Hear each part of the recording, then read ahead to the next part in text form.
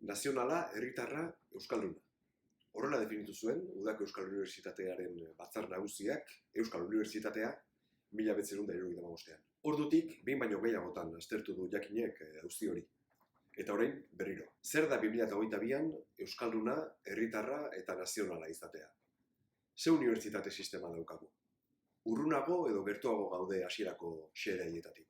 12 adituren gogoetak bildu ditugu zenbaki honetan. Ane Sarasua, Kepa Sarasola, Iñaki Goiriztelaia, Roland Jimeno, Eneko Bidegain, Jone Goirigolzarri, Xaber Landabidea, Mariluz Esteban, Ane Larrinaga, Ekaitz Txamartegi, Angeles Iztueta eta Carmene Artetxe. Egunen gurpilean sailean aurtengo bi iritzigileak datoz berriro. Mailen Akizu Bidegain kulturan eta Inigo Martinez Peña brokalian. Eta Don Campistроnek kontrazalean ezin sinpleago. Euskaraz ikasi nahi dut.